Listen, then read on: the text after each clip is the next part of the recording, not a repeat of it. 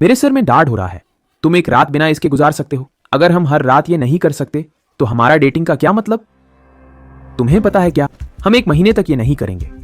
1 महीना? मैं इसके बिना 1 हफ्ता भी मुश्किल से रह सकता हूं। यही तो मेरा मतलब है। तुम्हें बस यही करना भाता है, इसलिए मैं तुम्हें 30 दिन के लिए रोक रही हूं। अगर तुम मेरे साथ नहीं करोगी तो मैं खुद ही कर लूंगा। अगर मुझे पता चला कि तुमने महीने खत्म होने से पहले अकेले किया तो तुम्हें हमेशा अकेले ही करना होगा, क्योंकि मैं छोड़ दूंगी। ठीक है, ये इतना मुश्किल भी नहीं होगा। मैं गलत था।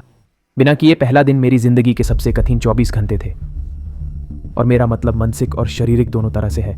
5वें दिन तक मैं कुछ भी कर रहा था ताकि इसके बारे में ना सोचूं। पर चाहे मैं कुछ भी करूं, मेरी माँ मुझे याद दिलाती थी कि मैं क्या खो रहा हूं। 7वें दिन मैंने अपनी गर्लफ्रेंड की किताब पढ़ने की कोशिश की ताकि इसके बारे में ना सोचूं। वो वाकई में एक बहुत बुरा विचार था। 6वें दिन तक मेरा कुत्ता भी मुझे चुनौती में हारने के लिए उकसा रहा था।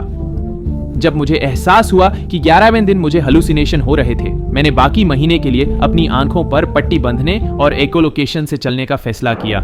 लेकिन आंखों पर पट्टी बंधे 4 दिन बिताने के बाद चीजें आसान होने लगीं। वर्षों में पहली बार मैंने उस चीज के बारे में नहीं सोचा। कुछ था अलग। 11वें दिन मुझे एहसास हुआ कि मैं अब महिलाओं के प्रति आकर्षित नहीं हूँ। 20वें दिन मुझे एहसास हुआ कि मैं अब पुरुषों के प्रति भी आकर्षित नहीं हूँ। 21वें दिन तक मैंने अपने दिमाग से वस्तुओं को हिलाना सीख लिया था। 20वें दिन मैंने दिमाग से चीजें हिलाना बंद कर दिया, क्योंकि अब मुझे चीजों को हाथ से उठाने की चुनौती पसंद थी। 23वें दिन तक मैंने हर पवित्र ग्रंथ पढ़ लिया था। न सिर्फ मैं उसके बारे में नहीं सोच रहा था, मैं अब वो करना ही नहीं चाहता था। मेरा मन और शरीर उससे परे चले गए थे। इसलिए आज 30वें दिन मैं पूरी निश्चितता से कह सकता हूं कि मैं ज्ञान प्राप्त कर चुका हूं। बेबी, तुमने कर दिखाया।